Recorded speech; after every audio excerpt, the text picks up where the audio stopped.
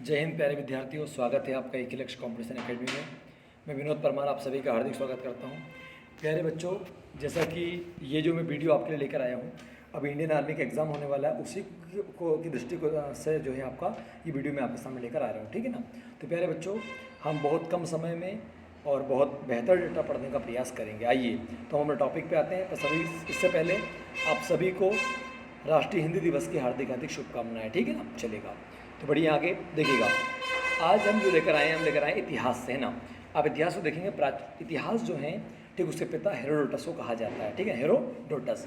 इतिहास को जो है भारत में 3 भागों में बांटा गया है: प्राचीन भारत का इतिहास, मध्यकालीन भारत का इतिहास और आधुनिक भारत का इतिहास। प्राचीन भारत का इतिहास जो है वो 2500 ईसा पूर्व से लेके तो 750 ईस्वी के बीच का इतिहास कहलाता है।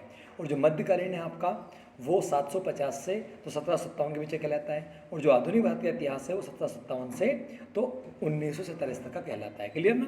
तो आइए सबसे पहले हम बात करते हैं प्राचीन भारत के इतिहास के बारे में, ठीक है ना। देखिएगा, तो प्राचीन भारत के इतिहास में देखेंगे अपन, सबसे पहले आता है प्यारे बच्चों सिंधु घाटी सभ्यता। सिंधु घाटी सभ्यता का मतलब ये हुआ कि देखिए, यदि आप मैप को देखेंगे तो मैप में आप देखना, आप जाना देखना लद्दाख को सबसे ऊपर देखेंगे। मैप में लद्दाख है हमारे मध्य प्रदेश सबसे ऊपर भारत में। लद्दाख में नदी बहती सिंधु नदी। सिंधु नदी पर लेह जो शहर बसा हुआ है, जो कि पाकिस्तान तरफ में जाकर अरब सागर में गिर जाती है, ठीक है ना। तो सिंधु नदी के किनारे जो लोग आकर बसे, वहाँ रहते थे, ठीक है ना, उनके द्वारा जो व्यवसाय किया जाता था, जिस प्रकार के उनके द्वारा जो है मकानों को बनाया जाता था, ठीक, उसे नाम दिया सभ्यता। क्लियर ना, सिविलाइजेशन। क्लियर ना। तो सिंधु घाटी सभ्यता जो था आपका, इस प्रकार की सभ्यता थी, मतलब हम कह सकते हैं वहाँ पे बसी हुई थी सिंधु के किनारे, है ना। अब ऐसा कहते हैं कि सिंधु के किनारे जो लोग रहते थे वो मूल रूप से द्रविड़ लोग थे। कौन थे? द्रविड़। अब ऐसा द्रविड़ कौन होता है? तो द्रविड़ जो है हमारे यहाँ पे, देखो, हमारे भारत को 2 भागों में हम बांटेंगे। जो उत्तर भारत के लोग हैं, हम लोग हैं, मतलब मध्य भारत, मध्य प्रदेश से लेकर के आपका कश्मीर तक, पंजाब तक, ठीक है ना, इधर आपका पश्चिम बंगाल तक, गुजरात तक, हम जो लोग हैं हम आर्यन लोग कहलाते हैं। आर्यन कह ले दीजिए या भारोपी लोग वो हमें बोल दीजिए, ठीक है ना। मध्य प्रदेश से आप नीचे जाओगे ना, महाराष्ट्र के नीचे आप जाओगे, कर्नाटक, तमिलनाडु, मलयालम ना, केरल आपका, या आंध्र प्रदेश, ये जो लोग हैं आपके द्रविड़ लोग कहलाएंगे। आपको ध्यान रखना है। क्लियर ना। तो प्यारे बच्चों, सिंधु नदी के किनारे जो लोग रहते थे उन्होंने सिंधु सभ्यता से अपन ने कहा। सिंधु सभ्यता देखिएगा कब का पता कैसे लगा, तो ऐसा कहा जाता है 1857 में कराची जो पाकिस्तान में आता है, कराची और लाहौर के बीच में रेल पटरी बिछाने के दौरान जॉन बंटन और विलियम बंटन को 2 प्राचीन नगर हड़प्पा और मोहनजोदड़ो का पता लगा। मतलब 2 नगर, मतलब उन्हें यह अनुमान लगा कि यहाँ पर क्या है कि 2 कोई नगर हो सकते हैं। कारण क्या, वहाँ पे जैसे मकान बना होता है वो टूट जाता है तो उसे खंडर टाइप के कुछ देखने को मिले, उस आधार पर माना गया। आइए, हालांकि बाद में अलेक्जेंडर कनिंघम जो था आपका, ठीक है ना, उसने इसको आगे बढ़ाया। आइए आगे बढ़ते देखिएगा। अब ये मैप है आपके सामने, इसमें आप देखेंगे जो है आपका कालीबंगा, हड़प्पा, रावी, चिनाब, झेलम, सिंधु, देखिएगा मोहनजोदड़ो जो है आपका, ठीक है, इसकी खोज की है राखल दास बनर्जी ने और सिंधु नदी किनारे पर बसा हुआ, ये आपको ध्यान रखना है। कालीबंगा की खोज की है बीबी लाल ने, जो कि राजस्थान में है, आपको ध्यान रखना है ना। देखो, कालीबंगा उसके बीबी लाल, ये आप याद रख सकते हो, ठीक है ना। हड़प्पा जो है आपका पाकिस्तान में आता है, रावी नदी के किनारे पर, वेरी वेरी इंपॉर्टेंट है। चिनाब नदी जो है आपका, वो सिंधु नदी की सहायक नदी है। तो प्यारे बच्चों, जब आप पढ़ते हैं तो सामने मैप को रखिएगा और मैप को देखिएगा कि सिंधु नदी, चिनाब नदी, रावी नदी, व्यास नदी, सतलज नदी, ये सब उत्तर भारत में पंजाब और हिमाचल प्रदेश, जम्मू कश्मीर तरफ में बहती है। ये आपको ध्यान रखना है। क्लियर ना। तो 2 प्रश्न इंपॉर्टेंट हो गए। हड़प्पा की खोज किसने की? तो हड़प्पा जो है आपका, इसकी खोज दयाराम साहनी ने की और मोहनजोदड़ो की खोज राखलदास बनर्जी ने की। क्लियर ना। लोथल जो है आपका गुजरात में आता है, जो बंदरगाह के रूप में है। सुल्तानगढ़ भी आपको गुजरात में आता है। चलिए आगे बढ़िएगा, मैप को आपने देख लिया होगा, आगे बढ़ते हैं हम लोग। अब देखो आगे, उत्खनन के फलस्वरूप बहुत सी जानकारी प्राप्त हुई। तकरीबन 5000 साल पहले एक उच्च स्तरीय सभ्यता विकसित हुई। सर, उच्च स्तरीय क्यों बोला? क्योंकि देखिएगा, सिंधु घाटी सभ्यता में के जो लोग थे, मतलब वो पक्की ईंटों के मकान बनाते थे, नालियाँ पक्की होती थी, सड़कें पक्की होती थी। तो इस कारण से क्या बताएं, इसे क्या बोला आपका, उच्च स्तरीय सभ्यता बोला गया, ठीक है ना।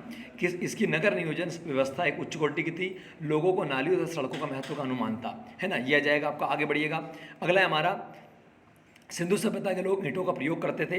गुजरात का शहर लोथल सिंधु सभ्यता का प्रमुख बंदरगाह था। ये आपको ध्यान रखना है, वेरी वेरी इंपॉर्टेंट। तो आपसे पूछा जाएगा कि लोथल जो है आपका कैसा है, तो लोथल जो है व्यापारिक गतिविधियों का केंद्र माना जाएगा, क्योंकि व्यापार जो होंगे आपके बंदरगाह से होंगे पहले, ठीक है ना।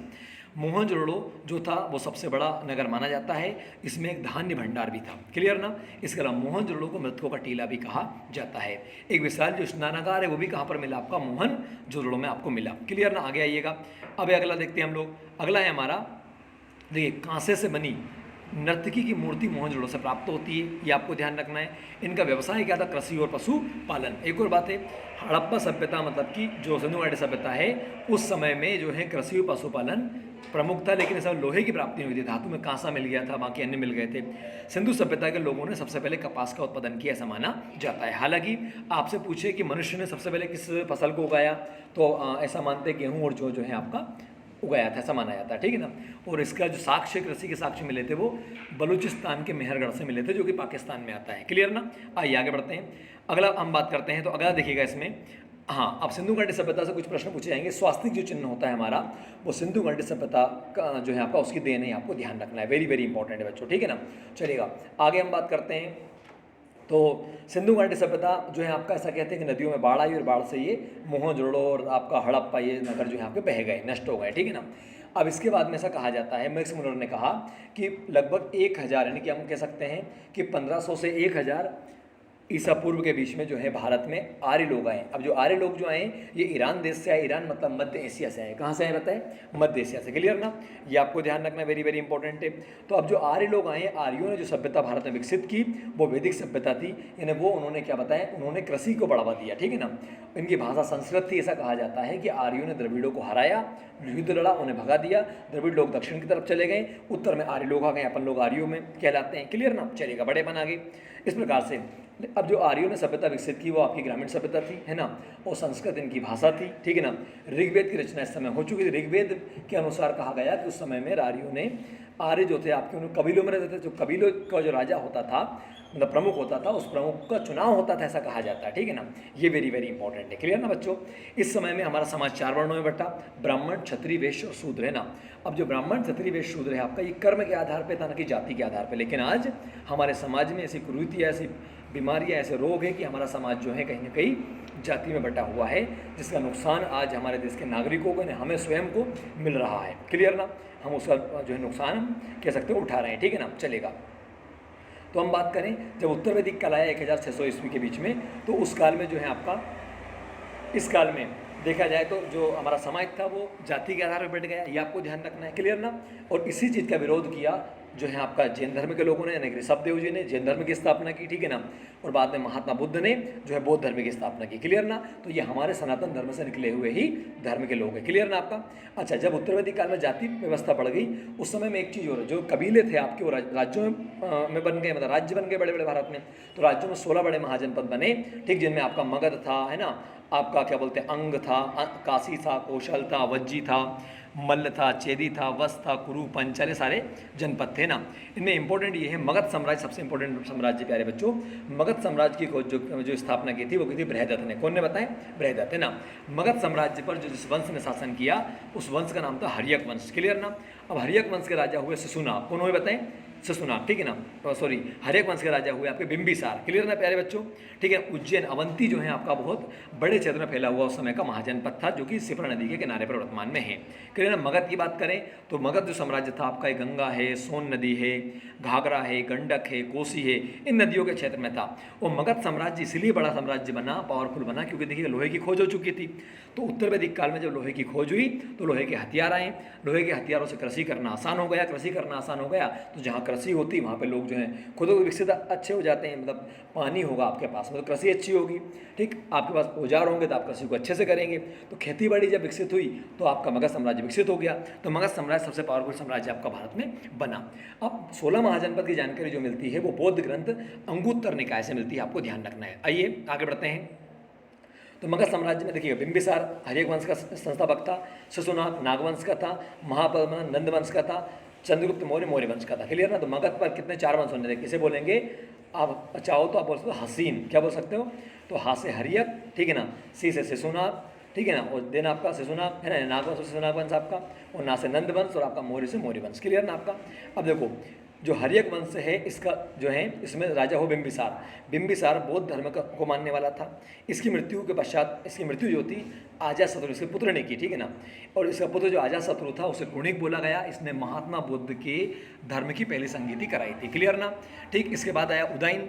उदयन जो राजा था इसने कहा जाता है कि गंगा और सोन नदी के संगम पर पाटलिपुत्र की स्थापना करवाई थी, क्लियर ना। ये आपको ध्यान रखना वेरी वेरी इंपॉर्टेंट है। आगे बात करते हैं हम लोग नंद वंश। नंद वंश की स्थापना महापद्मानंद ने की बच्चों। नंद वंश के समय जो है आपका ठीक मेसोडोनिया मतलब कि यूनान जो जैसे आपका वहाँ के जो राजा था मतलब वहाँ का सिकंदर, उसने भारत पर आक्रमण किया। तो सिकंदर ने भारत पर आक्रमण 326 ईसा पूर्व में किया था बच्चों, ठीक है। ये आपको ध्यान रखना है, वेरी वेरी इंपॉर्टेंट है। सिकंदर के सेनापति का नाम सेल्यूकस निकेटर था, ठीक। ये आपको ध्यान रखना है, वेरी वेरी इंपॉर्टेंट है, ठीक है ना। सिकंदर का एक नाम अलेक्जेंडर भी कहा गया है और ये यूनान का है। यूनान मतलब एथेंस, इसका एक और नाम है मैसेडोनिया, क्लियर ना, चलेगा, ठीक। ये आपको ध्यान है। सिकंदर ने जैसे आक्रमण किया भारत पर तो पंजाब में एकमात्र राजा हुए पोरस, जिन्होंने की इसकी अधीनता स्वीकार नहीं की, ठीक है ना। वो स्वाभिमान को रखने वाले थे, उन्होंने सिकंदर का डटकर सामना किया और युद्ध हुआ झेलम नदी के किनारे। उसका नाम था हाइडेस्पिच का युद्ध। कौन सा बताएं? हाइडेस्पिच का युद्ध, झेलम का युद्ध, वितस्ता का युद्ध हुआ, ये आपको ध्यान रखना है। सिकंदर की मृत्यु बेबीलोन में हुई बाद में, जब ये भारत से चला गया, ठीक है ना, ज्वर से बुखार में हो गई, ठीक। और नंद वंश के समय सिकंदर ने आक्रमण किया था, आपको ध्यान रखना है। नंद वंश का अंतिम शासक घरणंद हुआ। अब देखिएगा, घरणंद को चंद्रगुप्त मौर्य ने मतलब उसको मार के और मौर्य वंश की स्थापना की और भारत को अखंड बनाने का सपना देखा आचार्य चाणक्य जी ने, क्लियर ना आपका। देखो चंद्रगुप्त मौर्य, इस वंश का संस्थापक चंद्रगुप्त मौर्य था, इसे गुरु चाणक्य थे। चाणक्य का एक बचपन का नाम विष्णुगुप्त था, विष्णुगुप्त है ना। और इन्होंने कौटिल्य के नाम से अर्थशास्त्र मतलब कौटिल्य नाम से जो है अर्थशास्त्र की रचना की है। अर्थशास्त्र जो है आपका उसका संबंध राजनीति विज्ञान से है, वेरी वेरी इंपॉर्टेंट है, क्लियर ना, ठीक। ये आपको ध्यान रखना है। अच्छा आगे बढ़ते हैं हम लोग। मौर्य वंश की जो मुद्रा थी उसका नाम था पर्ण, है ना। तो पर्ण मौर्य वंश की मुद्रा का नाम था। चंद्रगुप्त मौर्य के शासनकाल में सिकंदर के सेनापति, अब देखो सिकंदर तो चला गया था मतलब मर गया था। सिकंदर का जो पुत्र हुआ सेल्यूकस मतलब सॉरी जो सेनापति था सेल्यूकस निकेटर, जब वो बाद में शासक बना वहाँ का, तो उसने फिर भारत पर आक्रमण किया। लेकिन जब उसने भारत पर आक्रमण किया तो चंद्रगुप्त मौर्य से उसका सामना हुआ। चंद्रगुप्त मौर्य ने सेल्यूकस को निकेटर को बुरी तरीके से हराया, क्लियर ना। अब सेल्यूकस निकेटर का जो राजदूत था वो था मेगस्थनीज, ठीक। वो बाद में भारत में चंद्रगुप्त मौर्य के दरबार में आ गया। इसने इंडिका नामक पुस्तक की रचना की, आपको ध्यान रखना है, क्लियर ना, ठीक। अच्छा, सेल्यूकस ने अपनी पुत्री हेलेना का विवाह चंद्रगुप्त मौर्य से कर दिया, ये आपको ध्यान रखना है। चलिए आगे बढ़ते हैं हम लोग। अगला, सेल्यूकस निकेटर की पुत्री कार्नेलिया, तो कार्नेलिया हेलेना बोलते कई जगह के साथ चंद्रगुप्त मौर्य ने विवाह किया था और इसने भारत के 8 महाजनपदों पर कब्जा जमाया था। कौन ने बताया? सेल्यूकस निकेटर ने, ऐसा कहा जाता पहले उस समय में ना। इसकी मृत्यु श्रवण बेलगोला में अच्छा एक बात सुनिए, चंद्रगुप्त मौर्य की बात। चंद्रगुप्त मौर्य ने 8 महाजनपदों में शासन किया था। चंद्रगुप्त मौर्य जो थे उन्होंने कर्नाटक के श्रवण बेलगोला में जैन धर्म की दीक्षा लेकर के, उसमें एक परंपरा होती, उस परंपरा के तहत क्या बताएं, अपने प्राणों को त्याग दिया, क्लियर ना, मतलब संन्यास ले लिया भी कह सकते हैं आपसे ना। अब चंद्रगुप्त मौर्य का पुत्र हुआ बिंदुसार, वेरी वेरी इंपॉर्टेंट है। बिंदुसार जो है आपका, इसे अमित्र घात नाम दिया गया, शत्रुओं का विनाशक, ठीक है ना, करने वाला। वारिसार बोला, भद्रसार कई नाम से जाना जाता है, क्लियर ना। सेल्यूकस निकेटर की पुत्री कार्नेलिया के साथ चंद्रगुप्त मौर्य ने विवाह किया, ये अपन ने पढ़ लिया था अभी वर्तमान में। चलिए आगे बढ़ते हैं हम लोग। आगे बिंदुसार ने भारत के 10 महाजनपदों पर राज किया। बिंदुसार का पुत्र हुआ अशोक सुसेन, ठीक है ना। लेकिन जब बिंदुसार का शासन चल रहा था तो अशोक को उज्जैन का राज्यपाल बना दिया गया, ठीक है ना। तो आपको ध्यान रखना है, सम्राट अशोक जो थे वो राजा बनने से पहले उज्जैन के अवंती के राज्यपाल थे, वेरी वेरी इंपॉर्टेंट है, क्लियर ना, ठीक। आगे हम बात करते हैं, अशोक जो थे राज्यपाल थे। अब क्या हुआ, तक्षशिला जो है आपका, तक्षशिला विश्वविद्यालय हिंदुस्तान का नहीं बल्कि पूरी दुनिया का पहला विश्वविद्यालय, भारत का पहला विश्वविद्यालय नालंदा, ये आपको ध्यान रखना है, क्लियर ना। अशोक, पूरे मौर्य वंश में सबसे महान प्रतापी शासक कौन हुए बताएं? अशोक हुए, ठीक। इन्होंने शिलालेख आपके लिखवाए थे। अब अशोक जो नाम मिलता है वो मास्की अभिलेख और गुर्जर अभिलेख से मिलता है, आपको ध्यान रखना है। मास्की अभिलेख कर्नाटक में आता है और जो गुर्जर अभिलेख आता है दतिया में आता है, क्लियर ना, वेरी वेरी इंपॉर्टेंट है। देखिए मैं बहुत जल्दी आपसे जो है वीडियो डिस्कस कर रहा हूँ, आप लोग कम से कम 1 से 2 बार इसको देखिएगा तब जाके आपको याद होगा। लेकिन कारण क्या है, क्योंकि हमें पढ़ना ज़्यादा है और टॉपिक हमारे पास ज़्यादा है तो हम कम समय में से पढ़ने का प्रयास करेंगे, क्लियर ना। तो अशोक देखिएगा, अशोक के शिलालेखों की हम बात करते हैं तो आपको समझ में आएगा। अशोक का एक नाम होना देवनाम प्रियदर्शी, है ना, ये भी आपको ध्यान रखना है। अशोक के शिलालेखों की जो खोज की थी वो पैंथेलर ने की थी 1750 में। पर अशोक के शिलालेखों को पढ़ने वाला जो व्यक्ति था वो था James Prinsep, very very important है। प्रारंभ में अशोक जैन धर्म का नहीं था, लेकिन बाद में क्या इसने, जब कलिंग युद्ध हुआ, अच्छा एक इंपॉर्टेंट प्रश्न है, अशोक का राज्याभिषेक हुआ था। अशोक का राज्याभिषेक 269 ईसा पूर्व में हुआ था।